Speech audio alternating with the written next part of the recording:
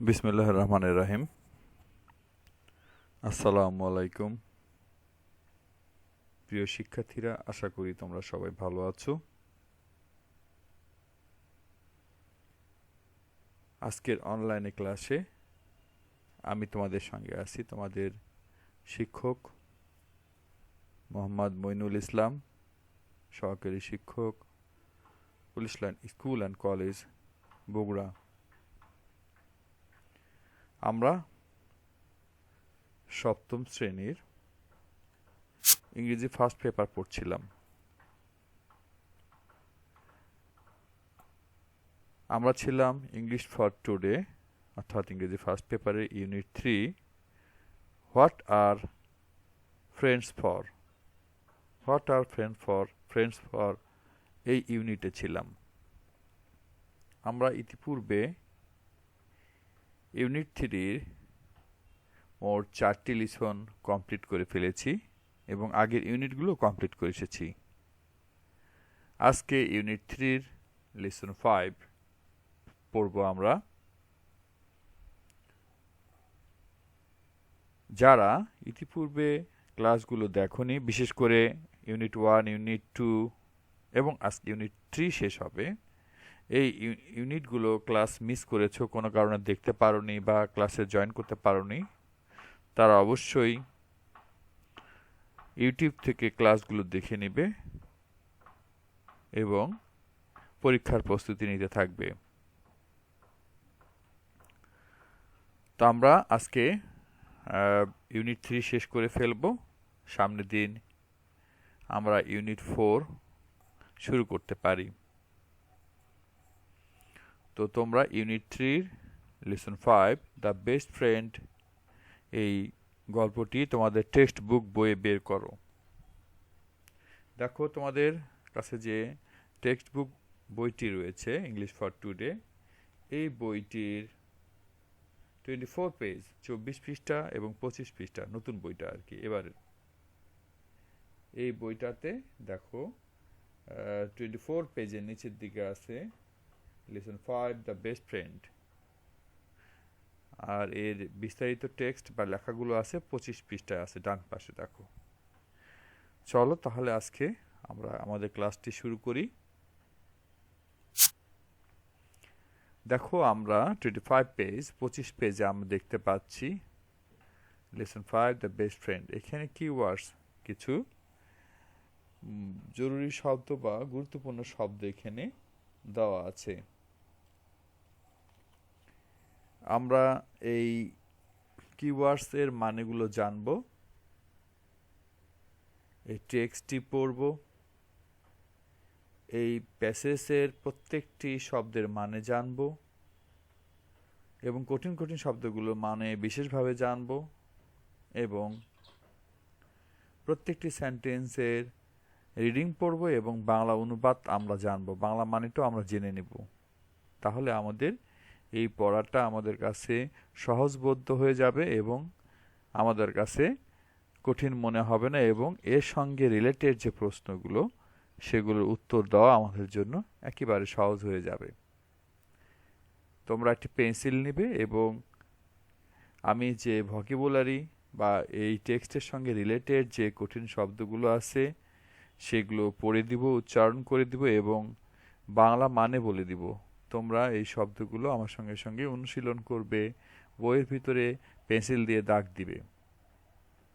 তো আমরা এখানে কি দেখতে পাচ্ছি?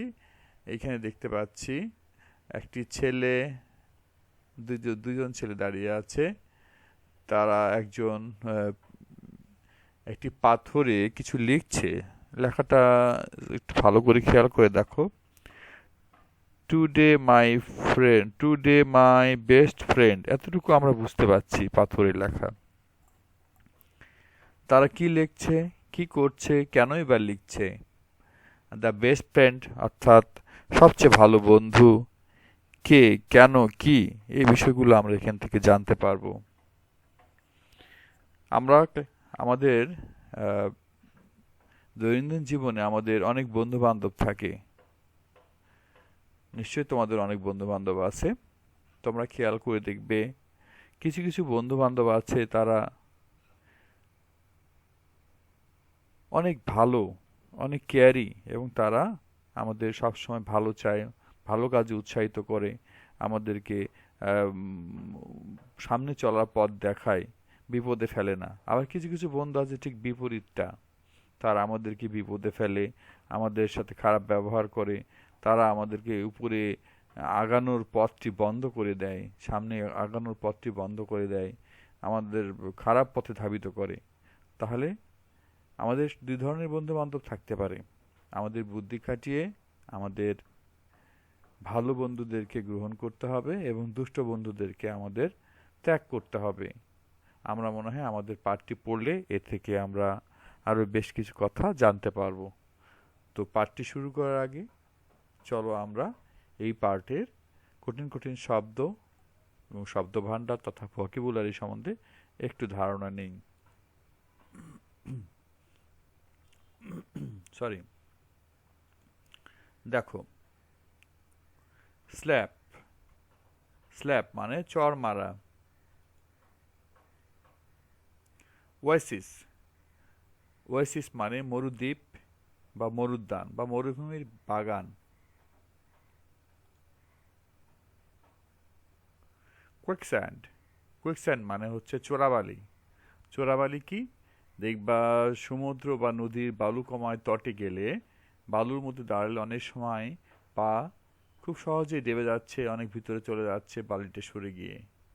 এই ধরনের একটা ব্যাপার আছে যেটা অনেক সময় দেখা যাচ্ছে পুরো শরীরটা বালুর মধ্যে ক্রমান্বয়ে ডুবে যেতে থাকে।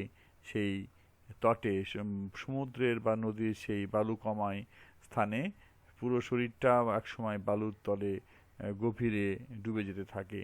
সেটাকে বলা হচ্ছে চোরাবালি বা কুইকস্যান্ড। ইরেজ, ইরেজ মানে মুছে যাওয়া। এনগ্রেভ, এনগ্রেভ মানে খোদাই করা।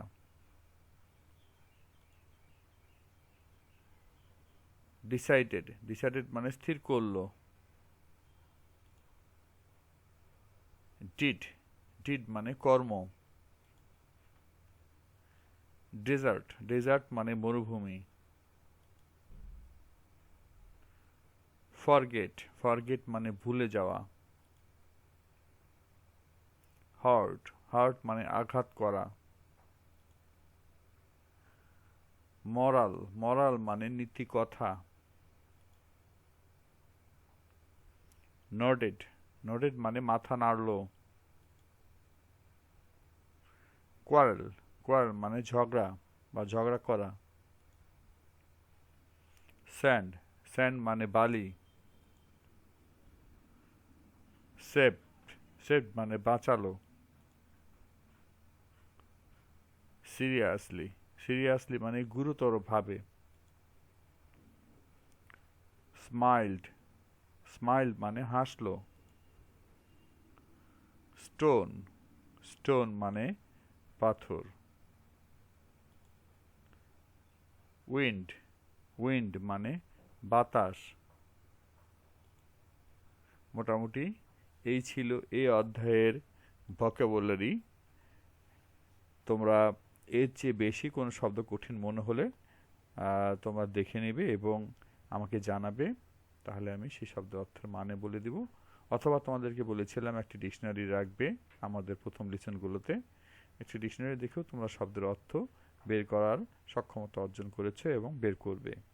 তাহলে আমরা এতক্ষণ আমরা দ্য বেস্ট ফ্রেন্ড, সবচেয়ে ভালো বন্ধু, লেসন 5 এর ভোকাবুলারি বা শব্দভাণ্ডার সম্বন্ধে আমরা জানলাম। এবার আমরা আমাদের মূল টেক্সটে চলে যাব। দেখো, এখন আমরা এই ছবি সম্বন্ধে আমরা ইতিপূর্বে আলোচনা করেছি। এখন পড়লে এই ছবি সম্বন্ধে আমরা বিস্তারিত জানতে পারবো। এ, read what Flora said to Farabi and then read the story. Flora ফারাবিকে কি বলেছিল তা পড়ো এবং এরপর গল্পটি পড়ো। দেখো, don't be sad, Farabi Don't be sad, Farabi, and don't think seriously about what your friend Harun did. I know a story about friends. Listen. মন খারাপ করো না ফারাবি, এবং তোমার বন্ধু হারুন যা করেছে তা নিয়ে অত বেশি ভেবো না। আমি বন্ধু সম্পর্কে একটি গল্প জানি, শোনো। আচ্ছা, দেখি আমরা বন্ধু সম্বন্ধে গল্পটা কি। Two friends were walking through a desert. দুজন বন্ধু মরুভূমির ভিতর দিয়ে হাঁটছিল। After a while they had a quarrel and one friend slapped the other. কিছুক্ষণ পর তাদের মধ্যে ঝগড়া বাঁধল এবং এক বন্ধু অপর বন্ধুর গালে চড় বসিয়ে দিল। The friend who got slapped was hurt. যে বন্ধুটি চড় খেল তার খুব কষ্ট হলো, but without saying anything he wrote in the sand. কোনো কিছু না বলে সে বালিতে লিখল। বালিতে কি লিখল দেখো। Today my best friend slap me in the face. আজ আমার সবচেয়ে ভালো বন্ধু আমার গালে চড় দিল। এটা কোথায় লিখলো? বালুতে লিখলো। কে লিখলো? চড় খাওয়া বন্ধুটি লিখলো। They kept walking until they found an oasis. তারা হাঁটতে থাকলো ততক্ষণ যতক্ষণ না পর্যন্ত একটি মরুদ্যান পেল। অর্থাৎ একটি মরু উদ্যান বা মরুর বাগান না পাওয়া পর্যন্ত তারা হাঁটতে থাকলো। There they decided to take a bath. তারা সেখানে গোসল করার সিদ্ধান্ত নিল। The one who was slapped before got stuck in the quicksand and started going down. পূর্বে যে চড় খেয়েছিল সে চোরাবালিতে আটকে গেল।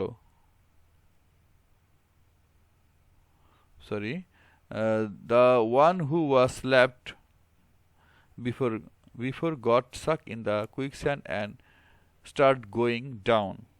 পূর্বে যে চড় খেয়েছিল সে চোরাবালিতে আটকে গেল এবং তলিয়ে যেতে লাগলো।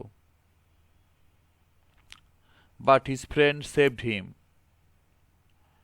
কিন্তু তার বন্ধু তাকে বাঁচালো। After he was saved, he wrote on a stone. বেঁচে যাওয়ার পর সে পাথরে লিখল, Today my best friend saved my life. আজকে আমার সবচেয়ে ভালো বন্ধু আমার জীবন বাঁচালো। The friend who slept and saved his best friend asked, After I hurt you, you wrote in the sand, and now you write on a stone. Why? যে বন্ধু চড় দিয়েছিল এবং তার সবচেয়ে ভালো বন্ধুর জীবন বাঁচিয়েছিল সে জিজ্ঞাসা করলো, আমি তোমাকে আঘাত করার পর তুমি বালিতে লিখেছিলে, আর এখন তুমি পাথরের উপর লিখলে কেন? আচ্ছা, তারপর দেখো, এটা বন্ধু জিজ্ঞেস করলো যে তুমি এখন কেন পাথরের উপর লিখলে। প্রথমবার সে আঘাত করার পর লিখেছিল হচ্ছে বালিতে, পরের বার লিখলো ভালো কাজ করার কারণে লিখলো পাথরে। আচ্ছা, তাহলে এখন দেখি কি বললো। হ্যাঁ, দ্য আদার ফ্রেন্ড রিপ্লাইড। অপর বন্ধু জবাব দিল, When someone hurts us, we should write it down in the sand. যখন কেউ আমাদেরকে কষ্ট দেয় তা আমাদের বালিতে লিখে রাখা উচিত। The wind can erase it anyway. বাতাস তা মুছে দিতে পারে। But when someone done something good for us, we should engrave it on a stone, and so no wind can erase it. কিন্তু যখন কেউ আমাদের জন্য ভালো কিছু করে তখন তা আমাদের পাথরে খোদাই করে রাখা উচিত, যেন কোনো বাতাসই তা মুছতে না পারে। Do you know the moral of the story? Flora asked.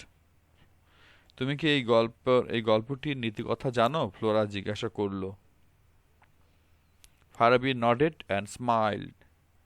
Farabi মাথা নাড়ল এবং হাসল। Yes, we should forget our hearts, but remember our good deed forever.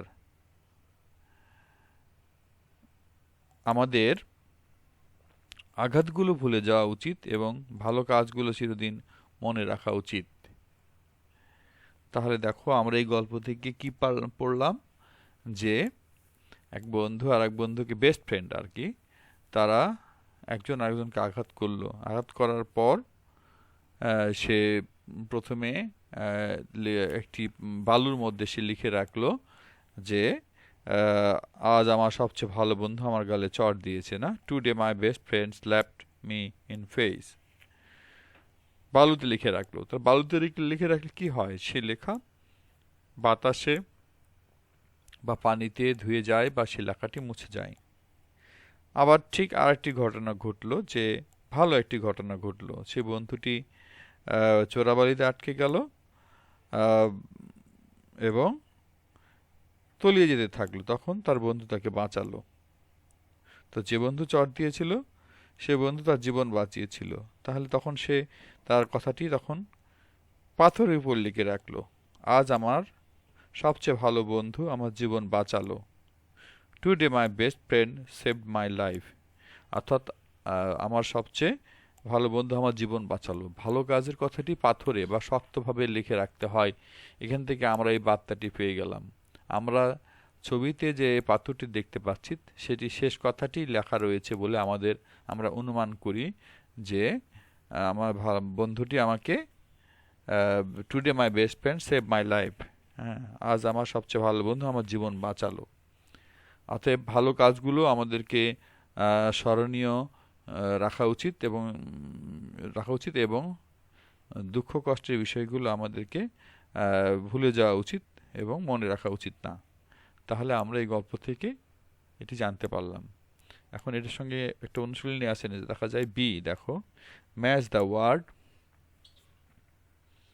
Phrases match the words oblique phrases with their meanings. হ্যাঁ, অর্থের সাথে শব্দগুচ্ছগুলো মিল করো। আমরা একটি টেবিল দেখতে পাচ্ছি, দেখো এখানে table, heart, Oasis, quicksand, erase, ইনগ্রেভ, এই শব্দগুলোর সঙ্গে আমরা ইতিমধ্যে পরিচিত হয়েছি। এই শব্দগুলোর সঙ্গে এর মানে এখানে লেখা আছে, কিন্তু মানেগুলো সিরিয়ালি নাই, উল্টাপাল্টা করে দেওয়া আছে। অর্থাৎ কোনটার সাথে কোনটা হবে এটি আমাদের সাজিয়ে লিখতে হবে। অর্থাৎ এখানে 5টা শব্দ আছে, এখানে 5টা শব্দেরই মানে দেওয়া আছে, কিন্তু মানেগুলো পাশাপাশি নেই। আমাদেরকে পাশাপাশি সাজাতে হবে। এটা হচ্ছে আমাদের আজকের এখানকার কাজ। তো আমরা এই কাজটি করব। আমি তোমাদেরকে অ্যান্সারটা একবার লিখে দেখাচ্ছি। পরীক্ষার সময় কিভাবে আমরা লিখব সেটি তোমাকে দেখাচ্ছি। দেখো, এইভাবে আমরা অ্যান্সারটি লিখব। দেখো, হার্টের পরে হচ্ছে এটা হবে গট, এই যে got, D, got physical pain when someone hits you or you fall. Number 2, oasis মানে বলেছিলাম মরুদ্যান বা বাগান, an area in a desert where there are water, plants, etc. 3, quicksand, deep wet sand that works like a trap. If you walk on it, you will sink into it. এই যে এটা কথা বলছিলাম, চোরাবালি, যে বালির গভীরে একটি ফাঁদের মতো থাকে, চাপ মানে একবার ডুবে গেলে অনেক দূর চলে যায়, মানুষ মারাও যেতে পারে। নাম্বার 4, ইরেজ মানে মুছে ফেলা, রিমুভ সামথিং কমপ্লিটলি, কোনো কিছু চিরতরে মুছে ফেলা। 5, ইনগ্রেভ মানে খোদাই করা, cut words and design on stone or wood. অর্থাৎ এনগ্রেভ কথাটা যদি আমি খুব ভালো করে তোমাদের ব্যাখ্যা করি, তোমরা দেখবা আমাদের ঘরে ফার্নিচারের দরজায় কাঠে সুন্দর করে ধারালো অস্ত্র দিয়ে খোদাই করে বিভিন্ন ধরনের নকশা ডিজাইন করা হয় সৌন্দর্য বৃদ্ধির জন্য, অথবা কাঠ দিয়ে তৈরি করা হয় বিভিন্ন ধরনের ভাস্কর্য খোদাই করে আর কি, বাটাল দিয়ে খোদাই করে করে করা হয়। ঠিক একইভাবে পাথরেও বিভিন্ন ধরনের খোদাই করে কিছু লেখা হয়, ফুল, নকশা, চিত্রকর্ম অথবা ভাস্কর্য ইত্যাদি ফুটিয়ে তোলা হয়। এই জিনিসগুলোকে, এই কাজ করাকে বলা হচ্ছে এনগ্রেভ। অর্থাৎ পাথর বা কাঠ বা এই ধরনের শক্ত কোনো বস্তুতে ধাতব পদার্থ বা বাটালির মাধ্যমে হাতুড়ির সাহায্যে টুকে টুকে টুকে টুকে কোনো অবয়ব ফুটিয়ে তোলা, সেটা হতে পারে ফুল, পাখি, চিত্রকর্ম, অন্যান্য বিষয়, সেটি এবং কোনো লেখাও হতে পারে, সেটি ফুটিয়ে তোলার কাজকেই বলা হচ্ছে এনগ্রেভ বা খোদাই করা। আশা করি তোমরা বিস্তারিত বুঝতে পারলে। তো এরপরে আমরা চলে যাব আজকে বাড়ির কাজে। দেখো, discuss in groups and right and answer to the question. দলবদ্ধভাবে আলোচনা করো এবং এই প্রশ্নের একটি উত্তর লেখো। প্রশ্নটা কি? Why should we forgive those who hurt us? প্রশ্নটা হচ্ছে, যারা আমাদেরকে আঘাত দেয় তাদেরকে ক্ষমা করে দেওয়া উচিত কেন? যারা আমাদের আঘাত দেয় তাদের ক্ষমা করে দেওয়া উচিত কেন? কেন তাদেরকে ক্ষমা করে দেওয়া উচিত? এটা আমরা ভাববো। ভেবে আমরা নিজেদের মতো করে উত্তরটি বাড়ির কাজ হিসেবে লিখে রাখব এবং করোনা পরিস্থিতি পার হলে আমাদের সামনাসামনি যখন ক্লাস হবে, আমরা সামনাসামনি বসবো, তখন আমরা এই বাড়ির কাজগুলো দেখব। তোমরা খাতাগুলো টেবিলে জমা দিবে, আমরা দেখব।